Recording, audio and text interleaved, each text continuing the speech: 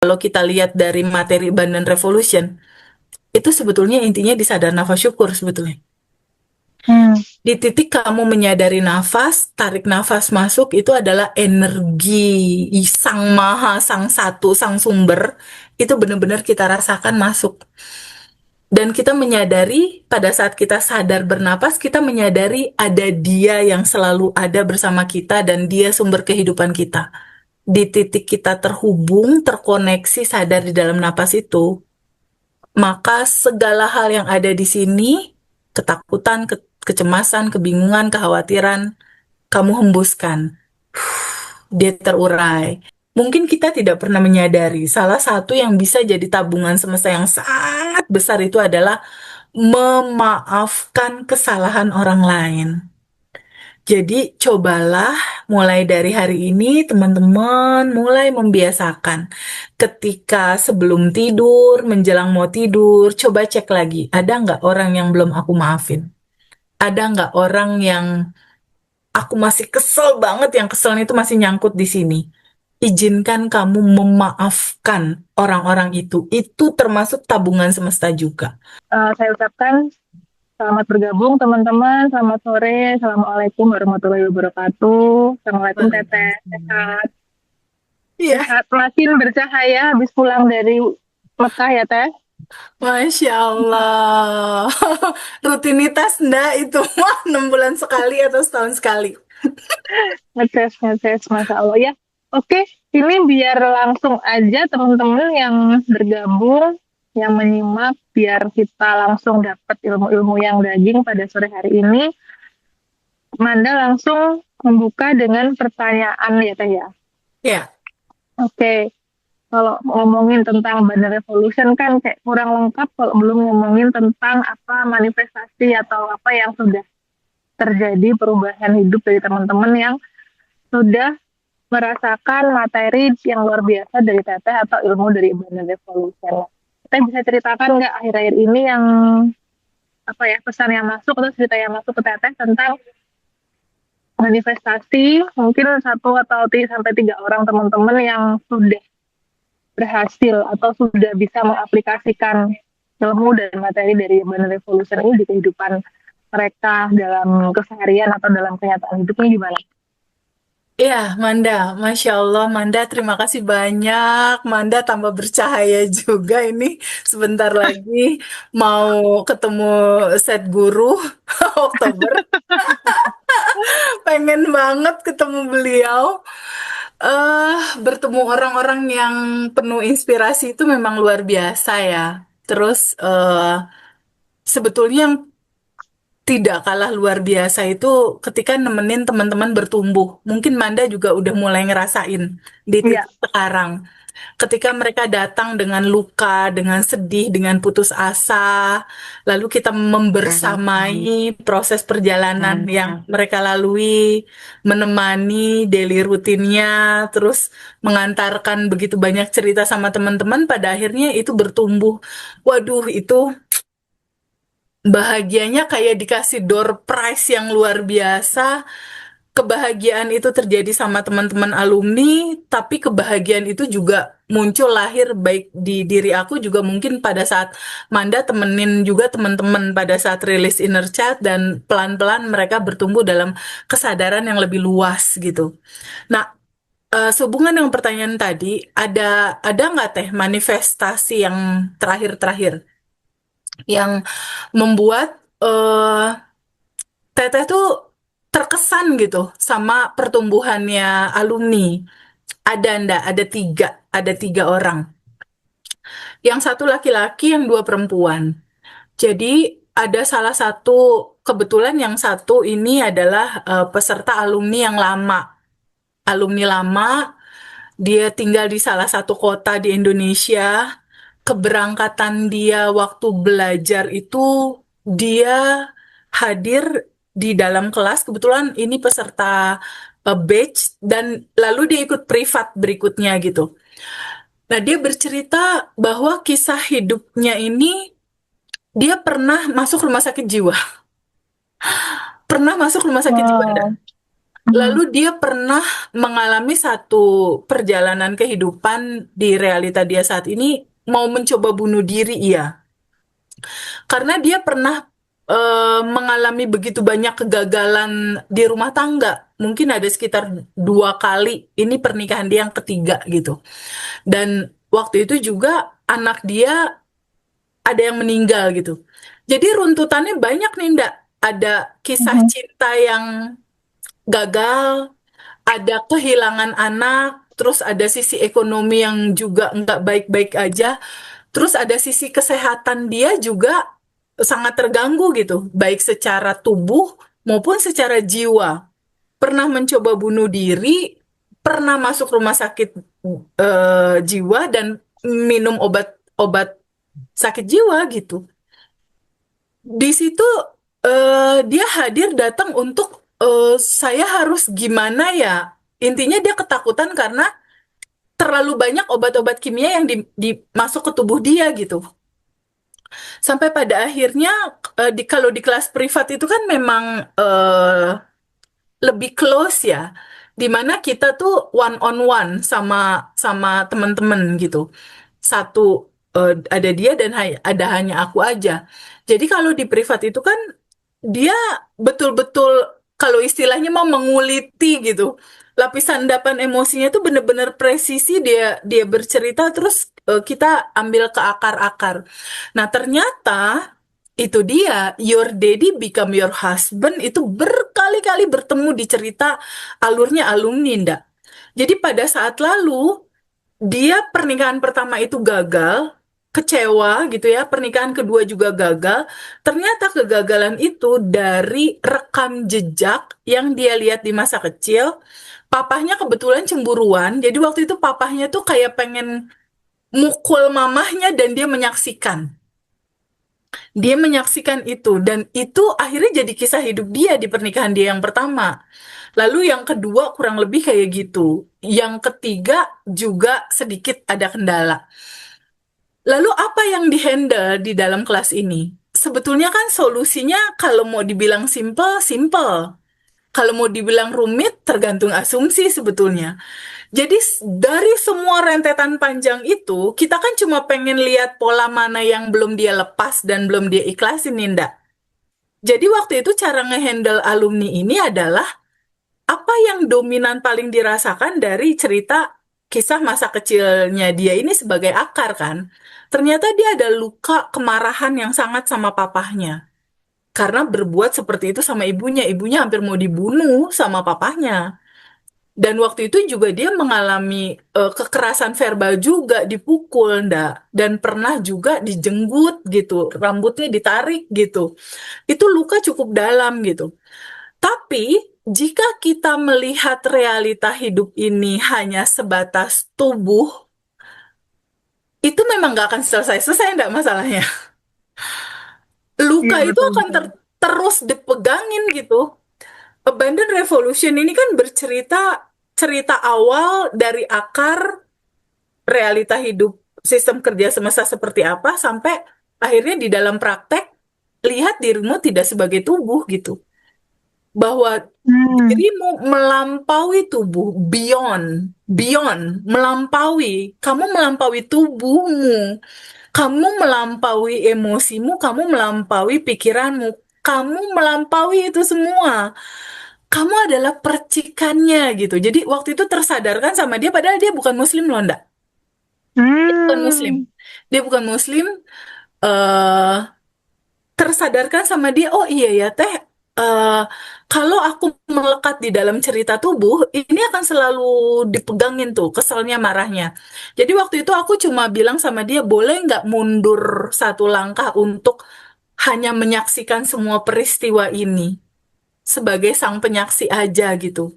Jadi Mhm. untuk melarutkan semua cerita luka dia untuk dia sembuh di masa sekarang, itu waktu itu treatment yang aku lakukan adalah semua cerita lukamu, sedihmu, boleh nggak diizinkan untuk kamu terbuka menyadari bahwa tubuhmu, jiwamu memang diizinkan mengalami semua spektrum rasa itu. Karena jiwamu harus matang dan jiwamu harus bertumbuh. Cuma ada dua respon, aku bilang sama alumni ini. Pertama, menolak semua realita itu. Yang kedua, terbuka menerima. Kalau kamu menolak, dia akan looping, looping, looping, nggak selesai-selesai ini cerita. Karena rasa ini cuma butuh disadari, cuma butuh diterima, diikhlaskan, dan dilihat bahwa dari kacamata sudut pandang terdalam dirimu, kebahagiaan itu cinta, kesedihan ini juga cinta. Jadi waktu itu aku ajak alumni ini untuk duduk, menyadari semua rasa ini ada, karena memang cuma itu jalannya. Mhm. Cuma itu caranya gitu. Kamu jangan lari lagi, kamu jangan melawan, kamu jangan lagi lari dari rasa ini gitu. Jadi sebenarnya rasa sedih luka ini sebetulnya romantis banget. Dia cuma butuh, bener gak enggak? Dia cuma butuh Iya, iya. disadari. Mhm. Dia cuma butuh disadari keberadaan dia ada, dan dia cuma butuh dilihat bahwa ini juga cinta gitu. Jangan dibenci, jangan sebel, jangan gitu. Mhm. Lihat ini Mhm. sebagai sebuah perjalanan kehidupan yang mewarnai hidupmu.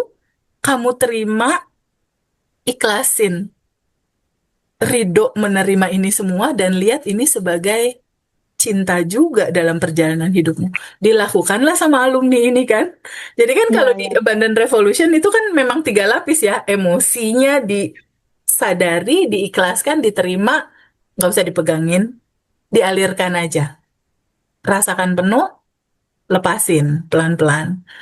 Lalu kan nggak cuma cukup itu. Ketika kamu sedih, pasanganmu kayak gitu kan ada keinginan pengen disayang, Mhm. Mhm. pengen dirasakan keberadaan kamu ada gitu kan, pengen didengar gitu kan, pengen dirasakan bahwa kamulah satu-satunya milik dia gitu. Tapi kalau semua ini nggak terjadi gimana? Pasti menderita. Nah, makanya keinginan juga harus dilepas, ndak? Keinginan harus dilepas juga.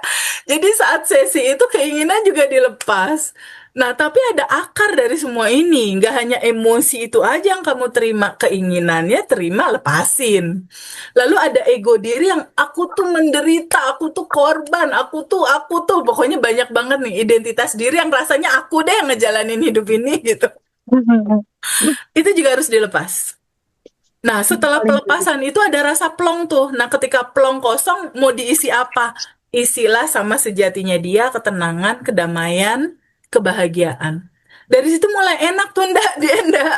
Lalu setelah itu masuklah berikutnya. Ada sending love, ada segala macam dipraktekin. 30 hari daily routine dia selesai. Beberapa kali dia cerita sama aku, udah mulai lega, udah mulai enak, udah mulai romantis sama suaminya, udah mulai nyaman sama anaknya. Jadi saat itu juga dia tidak berdamai dengan anaknya, ndak. Jadi manifestasi terdekat yang aku bahagia banget. Kemarin aku ketemu dia dan dia bercerita bahwa Teh Feby, hidup ini indah. Jadi belum materi dulu tuh, ndak. Tapi itulah segalanya. Hmm. Di titik rasa hati ngejalanin hidup tuh udah plong. Dia udah melihat di mana-mana ada ketenangan, kedamaian. Terus dia nggak terlalu responsif. Tapi beriringan dengan itu, efek dominonya apa? Villa dia terjual. Kos-kosan dia rame. Mhm. Mhm. Dia jual Betul, aset betul. laku. Terus dia dapat uang dari banyak jalan tak terduga. Itu efek domino berikutnya setelah dia berdamai dengan semua realitanya. Dan itu sih kisah yang bikin aku kayak nggak mau berhenti menceritakan ini ke banyak orang gitu. Ternyata efeknya bisa bisa semendalam itu ya Teh untuk menyentuh masing-masing jiwa di luar sana begitu ya Teh ya. Masya Luar Allah. biasa ya. Jadi gini teman-teman, kesempatan untuk pada akhirnya kita masuk ke dalam satu kelas tertentu tentang judul kesadaran dan lain-lain. Menurut aku itu panggilan jiwa sih, Ndak. Mhm. Jadi itu adalah panggilan jiwa di mana frekuensi tubuh kita tuh memang bergerak ke arah itu gitu. Jadi, ketika seseorang terbuka untuk spiritual awakening, ketika terbuka untuk titik kesadaran tertentu dalam kesadaran, karena intinya gini, ketika realita hidup seseorang, Manda atau aku atau teman-teman yang lain misal, realitanya belum baik-baik aja, Mhm. artinya di titik hidup kamu yang sekarang, kamu belum nemuin kebahagiaan, belum nemuin ketenangan, belum merasakan kelimpahan. Padahal, Manda, sebetulnya tiga kata itu, kebahagiaan, ketenangan, kelimpahan, itu sebetulnya hak hidup semua orang. Hak hidup semua orang yang secara blueprint cetak biru itu ada di dalam diri setiap orang dan udah jadi hak semua orang untuk merasakannya. Jadi sebetulnya hak asasinya tuh dapat itu sebetulnya. Nah, ketika itu kamu di titik kehidupan sekarang kamu belum merasakan itu, artinya nggak ada orang lain yang bisa bantu kamu selain diri kamu sendiri. Nggak ada orang lain yang bisa bantu kamu selain diri kamu sendiri. Nah, Betul, betul. jika itu belum kamu dapatkan, perenungan simpelnya gini. Pertama, hidup cuma satu kali kan, Ndak? Bener nggak? Cuma Iya. sekali loh. Mhm. Di dalam hidup yang satu kali ini, harus bahagia dong. Mhm. Harus ketemu kebahagiaan dong. Harus ketemu kebahagiaan hidup dong, gitu. Kalau misalnya belum, izinkan kamu menuju ke situ. Yang sebetulnya kebahagiaan kelimpahan itu sedari awal udah ada gitu. Padahal kan rumusnya simple banget gitu. Rumusnya sangat simple untuk menuju ke situ. Terima semua realita sebetulnya. Penerimaan sebetulnya bener nggak? No, kalau kalau Manda mau ambil titik titik simpelnya apa? Iya, menerima Penerimaan. dan melepas, betul. Iya, titik simpel dari semua perjalanan deh mau dalam situasi seperti apa teman-teman saat ini. Jadi misalnya, teh aku butuh persiapan apa nih untuk batch 28? Teman-teman semua mau dalam posisi seperti apapun teman-teman, teteh aku banyak salah, nggak masalah. Teteh aku begini, nggak masalah. Pokoknya dari situasi seperti apapun kamu saat ini, apa adanya diri kamu, itu kebahagiaan dan kelimpahan itu selalu menunggu kamu untuk mengalaminya loh. Nah, kebetulan aja ini kita mau bareng-bareng nih, tanggal 26 3 hari lagi, kita mau bareng-bareng nih untuk, ayo bareng-bareng yuk kita telusuri perjalanan menuju diri ini di bab 1. Lalu kita mulai pelan-pelan kenali nih siklus perjalanan realita terbentuk tuh seperti apa sih sistem kerja semestanya membuat realitamu terwujud. Dia kan cuma gema pantulan cermin doang sebetulnya. Iya. Pantulan cerminan dari mana? Dari semua jejak mental yang pernah Hmm. tertanam. Jejak mental, kalau kata Gese Michael dosen aku, benih dari semua benih yang pernah tertanam. Jejak mental apa? Jejak mental peristiwa, jejak mental rasa yang tertinggal, jejak mental emosi. Kenapa teh itu jejak mental? Ya, karena tubuh kamu cerdas sekali. Tubuh kamu merekam, Mhm. tubuh Betul. kamu merekam semua peristiwa yang kamu tolak. Semua peristiwa yang kamu nggak nyaman sama itu, karena kamu nggak nyaman dan belum ketemu titik bahwa ini juga cinta yang harus kamu terima. Jadi dia datang lagi, datang lagi, datang lagi dalam bentuk looping. Padahal substansinya simpel, cuma untuk disadari, dirasakan, diterima, dilepasin. Cuma begitu doang. Jadi teh butuh persiapan apa? Persiapan kamu untuk penerimaan aja deh. Siap-siap Penerimaan, menerima. siap-siap menerima untuk melebarkan rasa hatimu, melepaskan. Jadi butuh persiapan apa teh? Butuh persiapan kesadaran kamu aja untuk menerima bahwa kehidupan ini tuh indah banget sebenarnya. Betul, Jadi setuju, biar setuju. jangan jadi beban gitu ndak, karena ini cuma gini. TVB kenapa masalah aku seperti ini, kayak misalnya tadi aku ada kelas nih, kelas kelas private misalnya. 2 hari yang lalu ada kelas offline juga. Itu kisahnya luar biasa banget. Kenapa Teh Feby pernikahan pertama aku mengalami ini. Terus kedua, terus prosesnya tuh kayak masalahnya nggak selesai-selesai gitu. Kenapa Teh ya aku mengalami ini semua? Kalau mau dijawab dengan singkat apa coba Mbak Manda? Substansi masalahnya kamu hanya lagi lupa. Lupa, lupa apa? Mhm. Lupa sama siapa dirimu. Lupa akan sejatinya dirimu yang sebetulnya tubuhmu adalah tubuh energi yang isinya cuma cinta. Mhm. Tubuh energi, tubuhmu terdiri dari medan energi di tingkat sel ataupun di tingkat atom. Dan inti dari tubuhmu, tubuh energi itu cuma cinta. Kalau kita bicara cinta, dia menerima apa adanya. Betul, betul. Dia hanya jadi Sepakat. ruang menerima. Dan dia hanya mengalirkan cinta dalam judul cinta yang tanpa syarat aja. Kalau dua itu kamu pegang, aduh, selesai deh pelan-pelan. Dan itu terangkum sebetulnya dalam dalam jadi gini, kalau di kita nih ndak di Muslim ya, di Muslim itu kan kita punya Mhm. kitab suci ya ndak, namanya Al-Qur'an ya. Betul. Di dalam Al-Quran itu, dia kan terdiri dari 114 surat. Banyak sekali surat. Nah, kalau Al-Quran itu diperes, ndak? Diperes. Peresannya itu adalah surat Al-Fatihah. Itu Mhm. peresan Quran tuh. Jadi surat Al-Fatihah. Oke, surat Al-Fatihah ini diperes lagi nih, ndak? Intisarinya diperes lagi, diperes lagi, diperes lagi, diperes lagi. Itu intinya cuma Bismillahirrohmanirrohim. Bismillahirrohmanirrohim diperes lagi, diperes lagi, diperes lagi.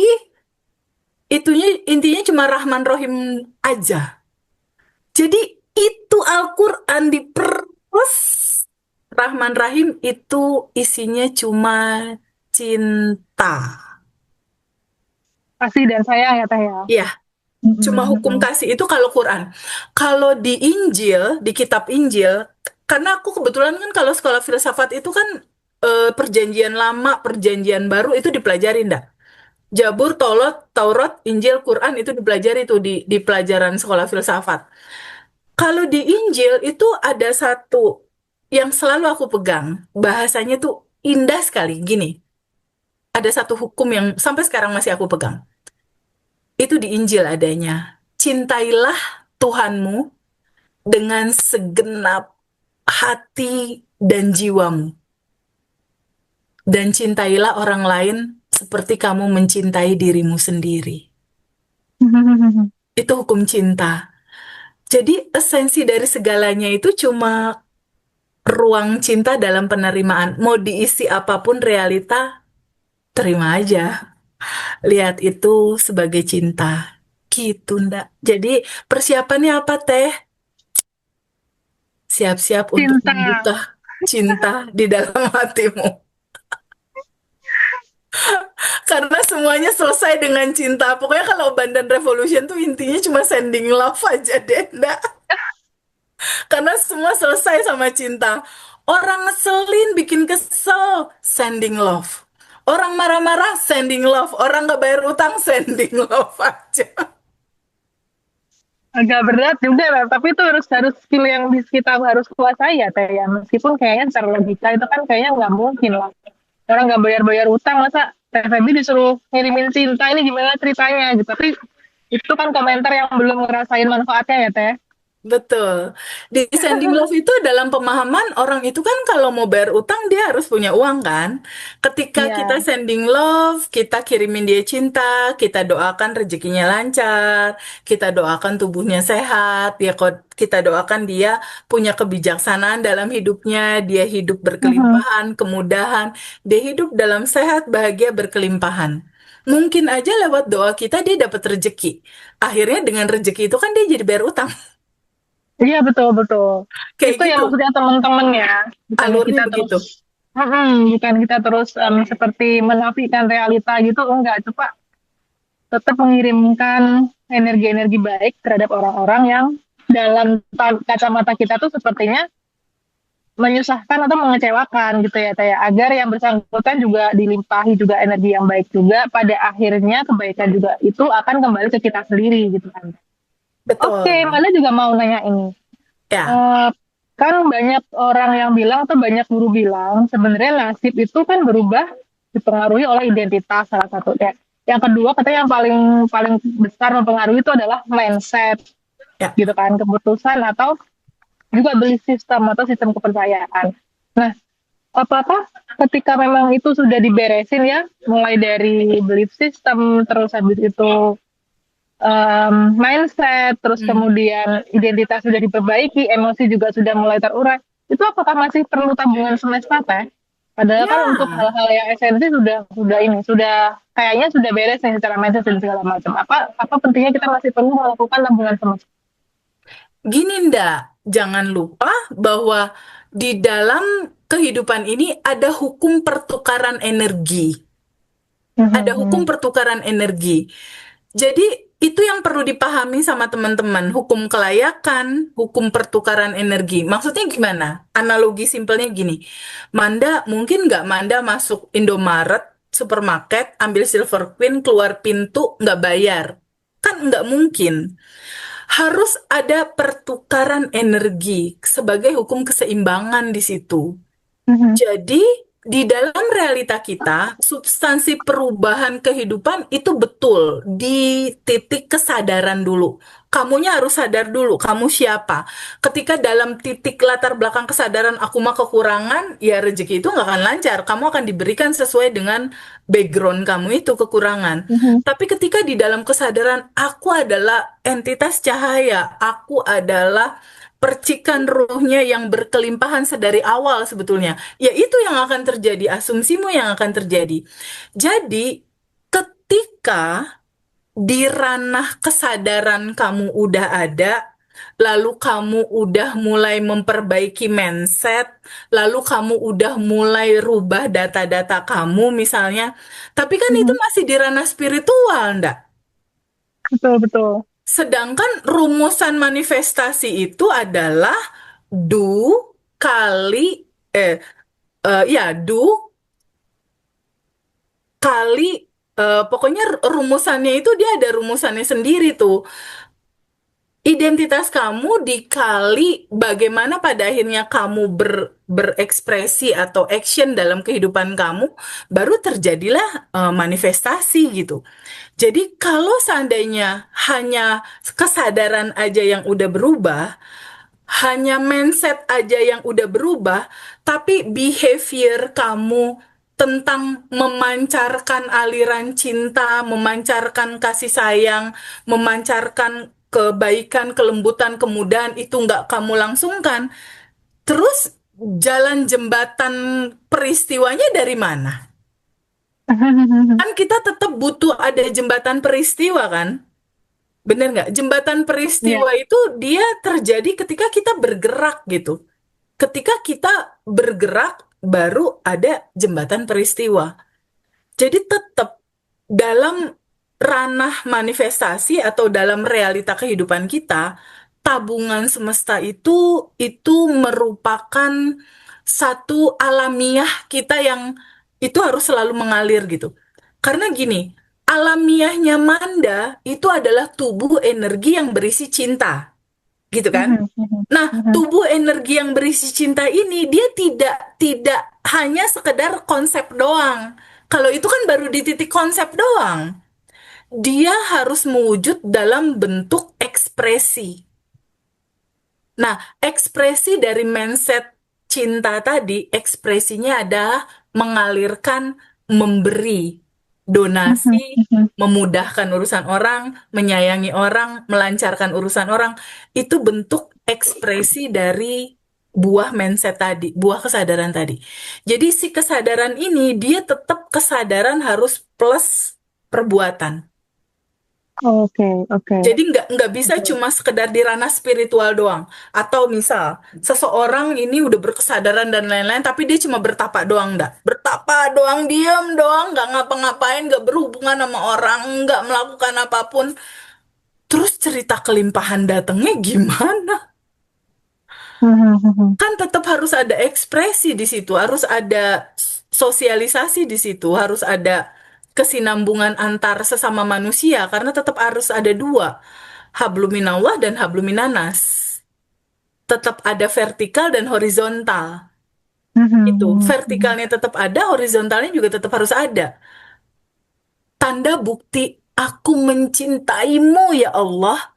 Buktinya kan dengan aku menyayangi Manda, aku membantu Manda, aku memudahkan urusan Manda, aku bantu orang-orang yang kesulitan, kita kasih makan dia, kasih beras, kasih cinta, kan itu bentuk dari I love you ya Allah, atau Alhamdulillahirobbilalamin ya Allah terima kasih. Itu kan cuma kamu sama Allah aja yang tahu. Tapi bentuk ekspresi yang sebenarnya dari rasa syukur dan terima kasih apa sih?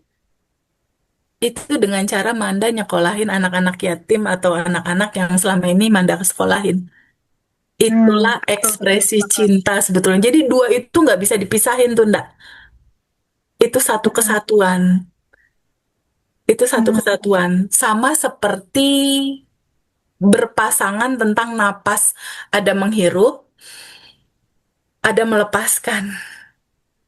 Kasih sayang Allah kalau kita cuma mindset doang itu sama aja kayak kita menghirup doang gitu. Nggak dilepasin, dia nggak muter. Dia nggak akan ada sirkulasi.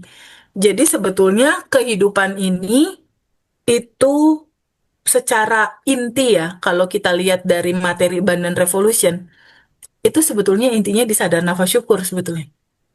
Hmm. Di titik kamu menyadari nafas, tarik nafas masuk itu adalah energi Sang Maha, Sang Satu, Sang Sumber, itu benar-benar kita rasakan masuk. Dan kita menyadari pada saat kita sadar bernapas, kita menyadari ada Dia yang selalu ada bersama kita dan Dia sumber kehidupan kita.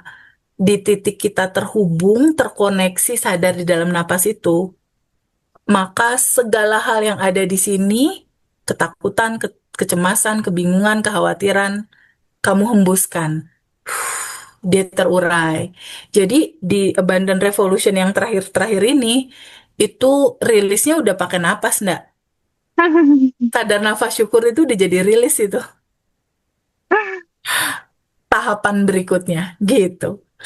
Iya, Manda, iya, thank you iya. so much. Terima Masya kasih Allah. banyak ya Teh ya. Iya teman-teman, jadi seperti yang tadi Mbak Manda udah ulas ya, TVB kalau seandainya udah berkesadaran, lalu mindset udah berubah, lalu dari sisi pemahaman data-data baru juga udah mulai masuk nih ke dalam mindset kita, apakah masih perlu tabungan semesta? Kenapa masih butuh tabungan semesta gitu? Itu dia teman-teman, tabungan semesta itu adalah satu bentuk ekspresi di mana rasa syukur itu mengalir tersampaikan dari tubuh kita. Tabungan semesta itu kan tidak hanya tentang uang. Jadi kalau secara inti tabungan semesta itu apa? Tabungan semesta itu adalah amal soleh atau kebaikan yang kamu alirkan dari tubuhmu ke banyak teman-teman yang lain. Itulah tabungan semesta. Tabungan semesta biasanya berupa apa aja, Teh Feby? Nggak harus uang. Nggak harus uang. Tabungan semesta biasanya bisa juga berupa satu, membahagiakan orang lain, memudahkan urusan orang lain, lalu melancarkan urusan orang lain, itu juga jadi tabungan semesta. Kalau kamu punya rejeki, mau donasi ke keluarga kamu atau teman-teman yang membutuhkan atau anak yatim, itu boleh jadi tabungan semesta juga. Dan salah satu tabungan semesta yang juga perlu kamu pertimbangkan dan itu powerful banget, itu adalah membagikan cerita tentang kesadaran kepada orang-orang yang kamu sayang. Jadi ketika kamu membagikan cerita tentang kesadaran, kamu bukan si sedih itu loh, kamu bukan si marah itu loh, kamu bukan si sakit itu, kamu bukan si kecewa itu, kamu adalah percikan ruhnya loh. Pahami tentang kesadaran sejatinya siapa dirimu. Itu juga tabungan semesta. Jadi kalau kata dosen aku, Gese Michael Roach bilang, Dari sekian banyak tabungan semesta, salah satu tabungan semesta yang paling besar dan paling powerful itu adalah men-share atau membagikan wisdom atau kebijaksanaan atau cerita tentang kesadaran ini ke orang yang belum tahu, ke orang-orang yang kamu sayang, sehingga dia terbangun jiwanya, dia terbangun dari tidurnya, dia tidak menyalahkan kehidupan, dia tidak menyalahkan orang lain, dia lebih melihat ke dalam untuk memperbaiki. Jadi salah satu tabungan semesta tuh itu sebetulnya. Di ranah kesadaran, utama perubahan itu ada di dalam kesadaran. Itu yang paling utama. Lalu tabungan semesta berikutnya, apalagi teh yang jadi tabungan semesta biasanya? Mungkin kita tidak pernah menyadari, salah satu yang bisa jadi tabungan semesta yang sangat besar itu adalah memaafkan kesalahan orang lain.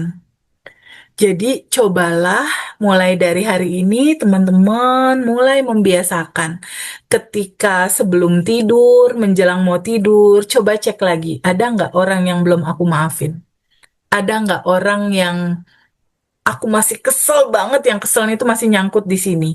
Izinkan kamu memaafkan orang-orang itu. Itu termasuk tabungan semesta juga. Jadi kebijaksanaan kamu untuk memaafkan, leganya hati kamu untuk melepaskan, itu jadi salah satu tabungan semesta terbesar juga. Dan nggak kalah serunya yang jadi bagian tabungan semesta itu adalah mendoakan orang lain. Jadi nggak hanya tentang uang, mendoakan orang lain. Doain apa? Kalau kamu lihat teman kamu atau keluarga kamu ada yang sakit, doakan dia sehat. Doakan dia terbebas dari penderitaan. Doakan dia kehidupannya dilancarkan. Doakan orang lain. Yang sudah berjalan dilewati sama aku, sama Mas Hendra gitu ya, untuk menceritakan tentang ini semua, tentang kesadaran ini, tentang Allah itu dekat, teman-teman. Ketika teman-teman ada masalah, jangan jangan sedih karena Allah selalu ada dan nggak pernah ninggalin kamu. Itu kan sebetulnya yang digaungkan sama Mas Hendra sama aku gitu. Tapi yang lebih inti lagi adalah kesadaran kamu untuk bangun dari tidur yang panjang gitu. Ayo bangun, bangun apa? Terbangun dari tidur. Selama ini kan kamu tidurnya kelamaan, kamu mengira bahwa hidup ini penuh penderitaan, padahal sejatinya kamu bukan itu. Sejatinya kamu penuh kebahagiaan dan kelimpahan. Ayo, ayo sadar gitu. Sadari. Nah, ternyata itu terdengar oleh ustadz-ustadz di Madinah dan oleh ustadz-ustadz di Mekah. Jadi waktu itu aku sempet nanya gitu ke ustadz, kenapa? Maksudnya apa yang bikin Ustadz menonton ini terus? Karena dia bilang, aku hampir sering loh ngelihat live-nya materi ini gitu ya, live di TikTok ataupun di cuplikan-cuplikan video yang teman-teman bikin atau ngajar Roso bikin atau tim aku bikin gitu. Saat itu dia bilang gini, Teh Feby, selama ini mungkin teman-teman juga pernah mengalami hal yang sama ya, siapapun yang menonton ini. Selama ini cerita Teh Feby tentang kuantum jam itu kita nggak pernah menyadari itu adalah kuantum jam, dan ternyata kuantum jam itu bisa diulang-ulang untuk berbagai macam goal katanya. Kita nggak tahu dan kita tidak menyadari. Si Ustadz nih cerita sama aku. Jadi dulu aku tuh pengen ini, terus aku pikirin, oh iya terjadi. Aku baru tersadarkan, kata dia, sama materi Abundant Revolution, bahwa ternyata itu tuh bisa diulang gitu. Ternyata runtutannya tuh ada ya untuk hari-hari sadar nafas syukur. Jadi kan kalau teman-teman mau tahu hari-hari alumni Abundant Revolution tuh apa aja sih? Bentar ya, aku ambilin bukunya. Jadi hari-hari Abundant Revolution itu apa aja sih? Simpel banget sebetulnya. Pertama, 227 atau senyum gigi kamu kelihatan tahan 7 detik gitu, 227. Lalu sadar nafas syukur. Sadar nafas syukur 227 itu pagi-pagi. Lalu setelah itu rilis dan sending love, kirimin banyak cinta. Kirimin doa kepada banyak orang. Lalu berikutnya kalau kamu punya goals, kamu kuantum jam, lalu goalnya dilepasin. lepasin aja, nggak usah kamu pegangin, karena area cara dan hasil itu bukan otoritas kamu. Jadi coba renungkan sama teman-teman, ketika kamu punya keinginan, kalau belum terjadi, Mas, mungkin kamu masih menggenggam, mungkin kamu belum ngelepasin, mungkin cengkraman kamu kenceng sekali. Karena ketika kamu menggenggam, artinya kamu belum punya gitu. Ketika kamu belum punya, realitasnya akan dibikin belum punya. Tapi ketika kamu menyadari bahwa sebetulnya semua goal yang kamu inginkan sudah ada dan tersedia, tugas kamu hanya izinkan kamu terbuka menerima. Itu aja. Dan itu seru banget gitu. Fase itu dilewati seru banget. Nah, si Ustadz tuh bilang begitu. Oh, ternyata TVB aku baru tahu. Ternyata urutannya itu jelas dan ini bisa diulang dan biasanya kan praktek-praktek aja nggak tersistematis how to-nya atau cara-caranya. Nah, dengan materi Abundant Revolution ternyata tersilabuskan, tersistematis, dan itu sangat menolong sekali. Bahagia sekali bisa membagikan ini ke teman-teman. Kenapa bahagia? Karena banyak testimoni dari teman-teman yang tadinya terpuruk, yang tadinya nggak mau keluar rumah udah 5 hari, yang tadinya bingung harus apa solusinya. Hanya dengan praktek sadar nafas syukur, mengawali dengan bersyukur dulu setiap hari, kendala masalah dia selesai. Dan kalau dari alumni itu menceritakan juga sih tentang 3 buku ini. Teman-teman, kalau yang belum punya buku ini adalah 3 buku yang sangat amazing banget. Ini adalah buku goals. Buku goals ini ditulisnya 1 tahun sekali aja. Semua goals-goals apa yang kamu mau dalam kehidupan kamu tulis di sini. Lalu ada buku syukur. Buku syukur ini powerful banget. Apa yang udah ada di tangan dalam realita kamu syukuri. Lewat rasa syukur inilah kelimpahan berikutnya akan dibuka. Jadi rasa syukur itu adalah portal atau pintu pembuka kemudahan hidupmu. Semakin kamu sering mengapresiasi hidup yang udah Allah kasih, semakin dia ditambahin. Ini buku syukur ditulis pagi hari, setiap hari boleh ditulis. Lalu yang ketiga, ini adalah buku asumsi. Realitamu saat ini tulislah dengan cerita asumsi yang indah-indah. Dan 3 buku ini ditulis di malam hari, tiap hari juga. Misal, realitaku saat ini uang mudah masuk. Realitaku saat ini suamiku baik, suamiku royal, suamiku setia. Tulis di sini dan apa yang kamu asumsikan kalau kata Neville Goddard itu yang jadi kenyataan.